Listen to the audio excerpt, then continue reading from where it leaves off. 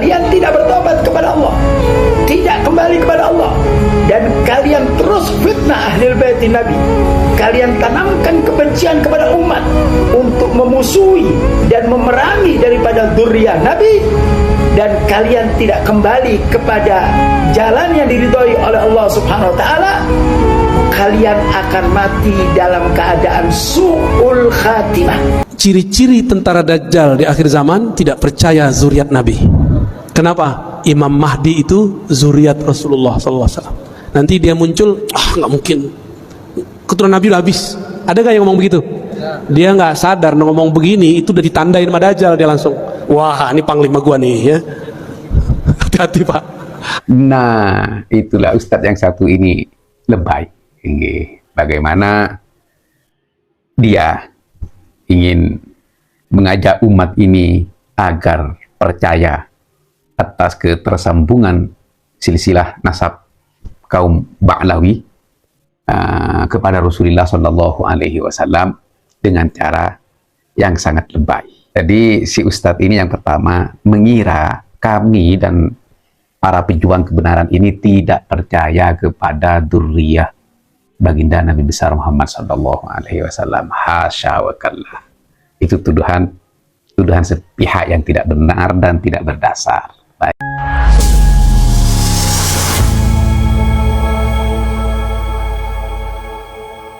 Nasihat ini saya sampaikan kepada 3 dedengkot yang mengatasnamakan dirinya sebagai kiai dan ulama.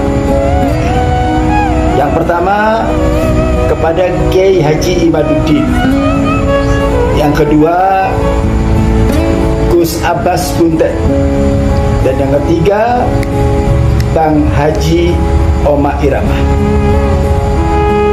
Begitu dahsyatnya kalian menyerang para dzurriyyah Rasul.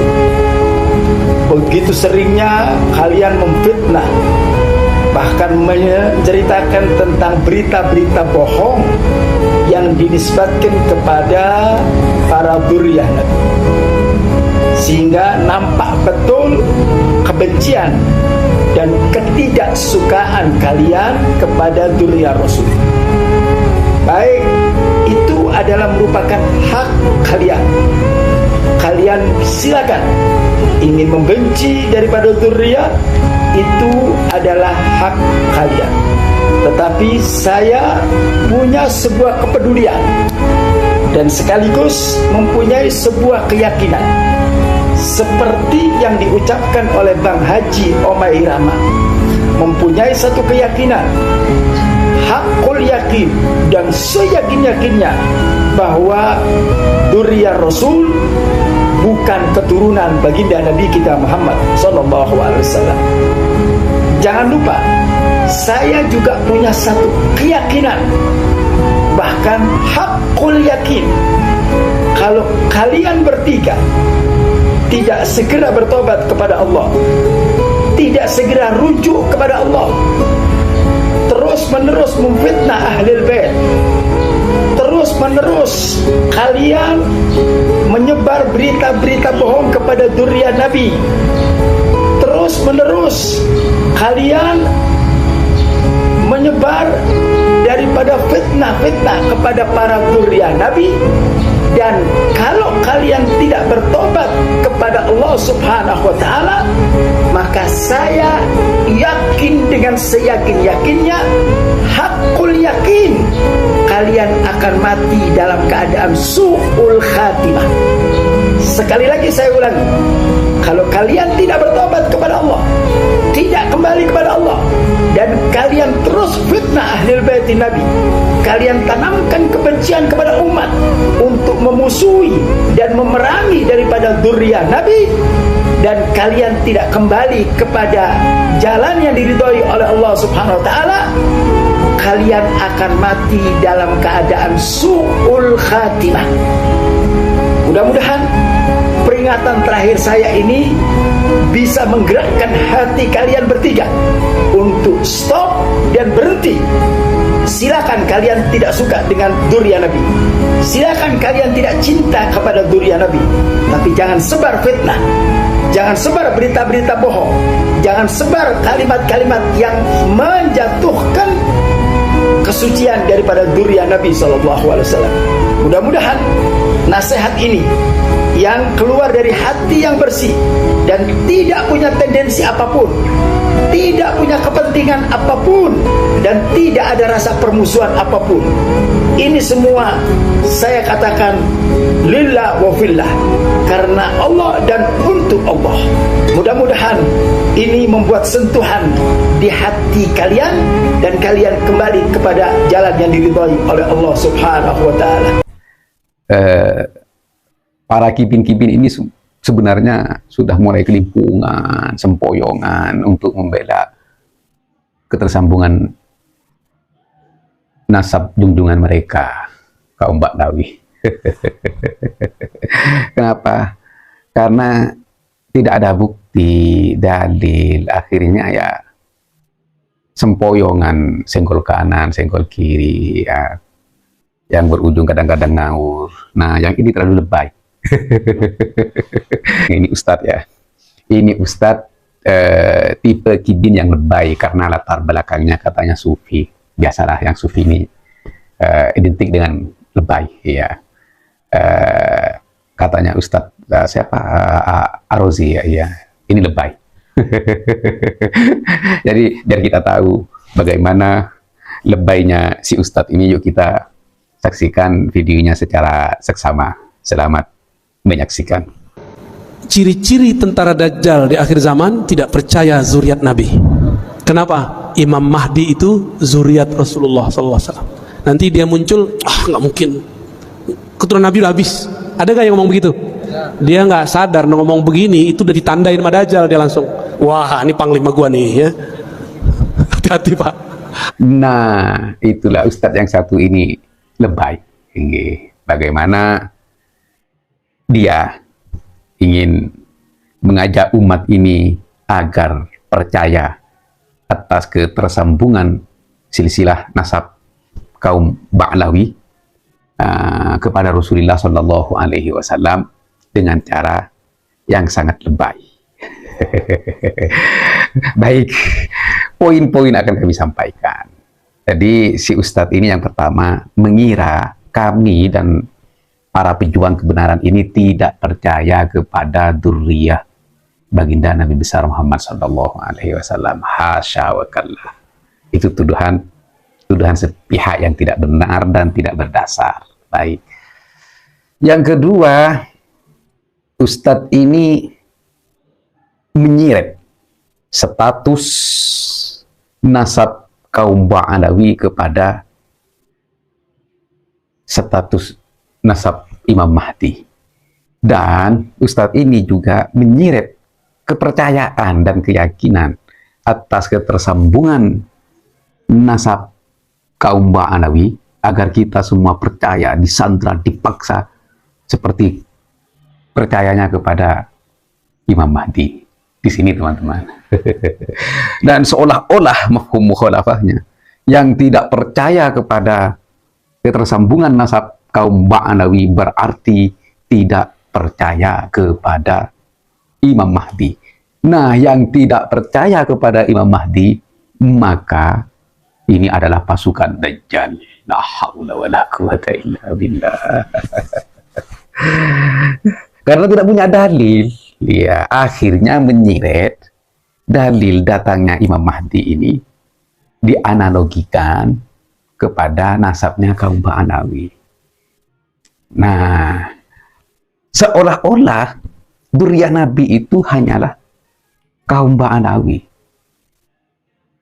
Terus dzurriyyah Nabi yang lain, keturunan Sayyidina Hasan, keturunan Sayyidina Husain yang tercatat rapi, yang lain kemana? Nah, karena Ustadz ini sudah dibutakan oleh pesona dakwah tahayul dan dakwah hurufat kaum Ba'lawi, sehingga membutakan Ustadz itu dan pendengarannya untuk mendengar yang lain. Begitu teman-teman.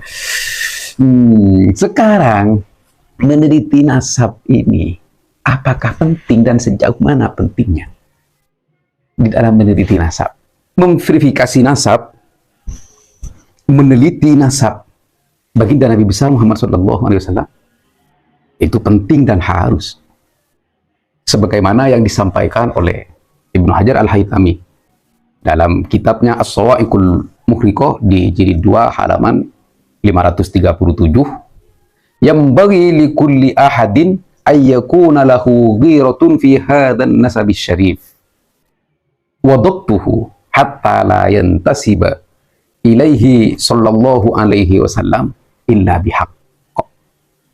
Yang artinya seyogyanya, seharusnya bagi setiap seseorang itu memiliki kecemburuan, kepedulian akan nasab mulia ini dan memverifikasinya, menelitinya. Kenapa? Sehingga tidak dinisbatkan atau tidak dinasabkan siapapun dari kelompok manapun menisbatkan nasabnya kepada baginda Nabi besar Muhammad SAW kecuali dengan hak, kecuali dengan benar. Nah, ini yang kami perjuangkan untuk menjaga kesucian dan kemuliaan nasab baginda Nabi besar Muhammad SAW. Nah, karena Ba'lawi ini sudah menisbatkan dirinya, kelompoknya itu kepada baginda Nabi besar Muhammad SAW, yang ternyata sombong, angkuh, gila hormat. Nah, di sini diteliti. Ternyata setelah diteliti, pertama yang mengisbat nasab Ba'lawi itu ternyata Syekh Ali As-Sakra dalam kitabnya Al-Burqa Al-Musiqah, berdasarkan syair Bakusir wabi walidihi Al-Maimun Ubaidud Al-Ayasiru Ubaiduhum, yang sebelumnya juga disebut. Tapi di sini syair ini mandek sampai ke Ubaid. Kemudian katanya Ali As-Sakra, menurut pemahaman saya Ubaid ini adalah nama pendek dari Ubaidillah, kemudian ternyata ini ditasghir dari asal Abdullah yang ada di dalam kitab Al-Janadi. Seperti itu, teman-teman. Jadi kami bukan tidak percaya kepada dzurriyyah Nabi, tidak. Kami ini mempunyai kecemburuan dan kepedulian terhadap dzurriyyah Nabi besar Muhammad SAW, terhadap nasab suci baginda Nabi besar Muhammad SAW, agar tidak semua orang dengan mudah dan gampang mencangkokkan nasabnya kepada nasab suci, nasab mulia baginda Nabi besar Muhammad SAW. Di situ, teman-teman, ini maksudnya. Nah, kalau kita mengikuti apa yang disampaikan kibin-kibin, ya percayalah, atau yang kemarin itu katanya berdasarkan kebarokah yang sudah kita rasakan.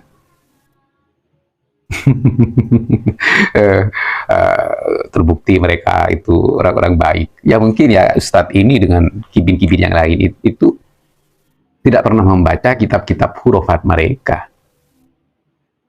Klaim-klaim sesat mereka yang merusak akidah, mengaku Allah merusak tauhid, nyemek-nyemek itu menghalalkan sesuatu yang haram, atau memang sudah tahu tapi menutup mata dan telinga. Ya tidak bisa. Kan ini yang kita teliti. Nah, jadi kemarin ada yang nanya, kenapa jenengan kok selalu ingin membatalkan nasabnya Ba'lawi? Saya bukan ingin membatalkan nasabnya Ba'lawi. Kalau memang dia batal, ya harus dibatalkan. Yang pertama. Nah, terus yang kedua, saya ini memiliki kecemburuan dan kepedulian terhadap nasab suci baginda Nabi besar Muhammad SAW. Nasab mulia itu harus dijaga, sehingga tidak seseorang mencangkokkan nasabnya kepada nasab mulia tersebut kecuali dengan diteliti lebih dahulu benar apa tidak. Dan yang kedua, ya jauhlah dari kebenaran ketika cucu Nabi ini melakukan kesesatan yang masif, bahkan ditulis sehingga menjadi ajaran bagi kaumnya dan pengikutnya. Itu tidak masuk akal, ya. Karena ini adalah benih-benih yang baik, benih-benih yang suci, tidak mungkin merusak akidah dan merusak syariat. Nah, ini dari bentuk kecintaan dan kepedulian kami untuk menjaga pertama nasab suci baginda Nabi besar Muhammad Sallallahu Alaihi Wasallam, dan yang kedua ialah menjaga akidah, tauhid dan syariat yang kita cintai. Nah, ini maksud kami. Ya, oleh karena itu ya sampaikan kepada Ustadz Ar-Razi itu ya untuk mentalaah kembali, ya, untuk mentalaah kembali apa yang jenengan sampaikan. Terus yang kedua, agak jangan mudah menyandera umat dengan hadis baginda Nabi besar Muhammad Sallallahu Alaihi Wasallam. Seperti yang jenengan sampaikan, ketika tidak mempercayai nasab Ba'alawi, berarti itu tidak mempercayai dzurriyyah Nabi. Yang tidak mempercayai dzurriyyah Nabi yaitu tidak mempercayai Imam Mahdi, dan yang tidak mempercayai Imam Mahdi itu adalah pasukan Dajjal. Tipe-tipe yang seperti itu, teman-teman, sebenarnya sudah, ini bukan hal baru, ya. Tipe-tipe yang seperti ini, sebenarnya bukan hal yang baru. Ini sudah dilakukan oleh para gerakan-gerakan seperti gerakan Daulah Fatimiyah, gerakan Koromito. Bagaimana Daulah Fatimiyah bisa mendirikan kerajaan untuk dinastinya, untuk keturunannya, dan bagaimana Daulah Fatimiyah, Ubaidillah Al-Mahdi mampu memperdaya umat agar menjadi pengikutnya dan mau berkorban, berperang demi dia. Di sini kita harus tahu.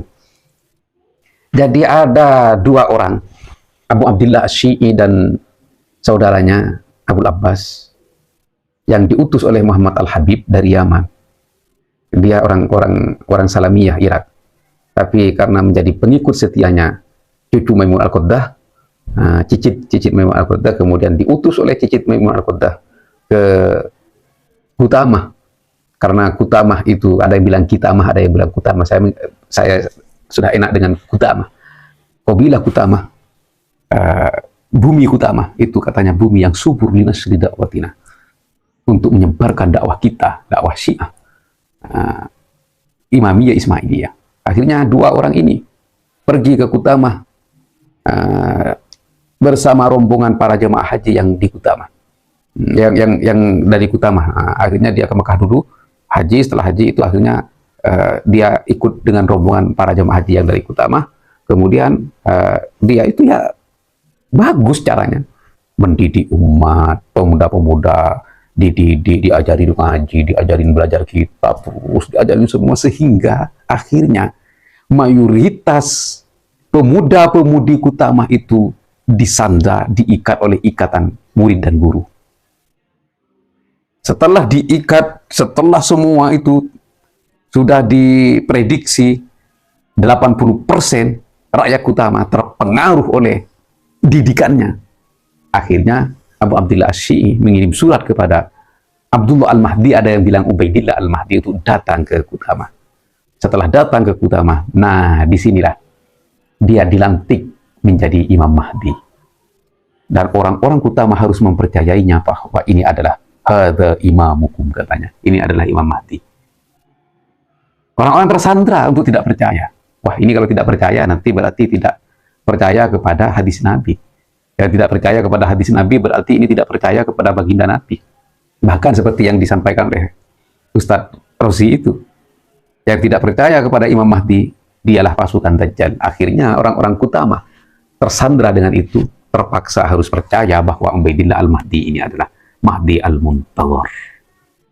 Di situ, teman-teman. Akhirnya seenaknya Ubaidillah Al-Mahdi ini dengan mudah memperdaya rakyat Kutamah, sehingga akhirnya dia mendirikan kerajaan. Karena rakyat Kutamah harus patuh dan taat kepada Ubaidillah Al-Mahdi yang palsu.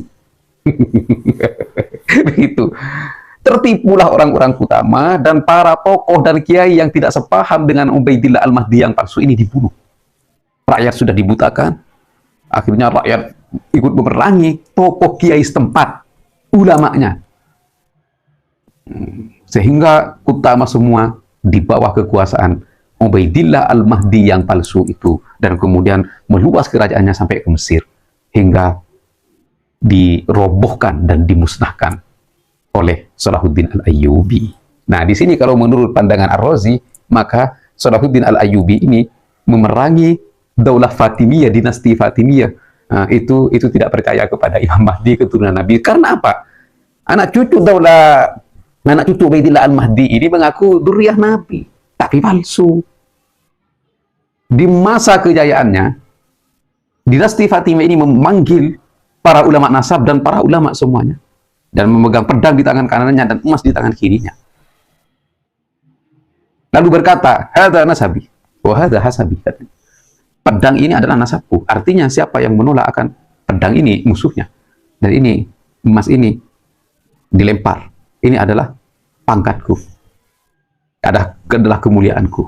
Siapa yang patuh kepadaku, ambillah. Nah, di sini. Jadi ulama bungkam, diam, takut. Ya, sebagian besar takut. Karena siapa yang membantah pasti dibunuh.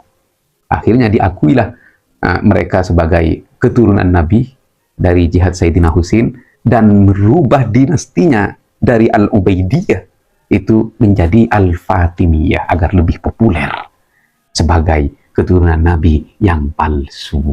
Begitu teman-teman. Iya, mafhum biar tidak terlalu panjang ya. Semoga si Ustadz Ar-Razi ini menyaksikan video ini dan dia tidak menyandera umat dengan Imam Mahdi, dan dia tidak asal nuduh para gerakan-gerakan pejuang kebenaran ini dengan pasukan Dajjal. Baik, terima kasih. Semoga bermanfaat. Wassalamualaikum warahmatullahi wabarakatuh.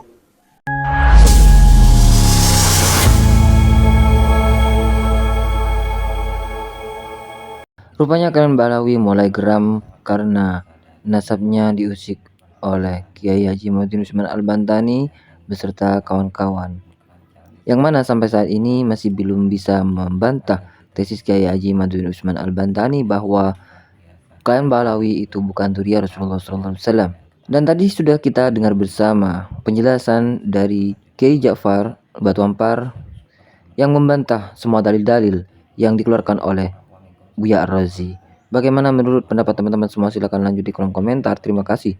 Salam support Arman Al-Fatih. Kita jumpa lagi di video selanjutnya. Assalamualaikum warahmatullahi wabarakatuh.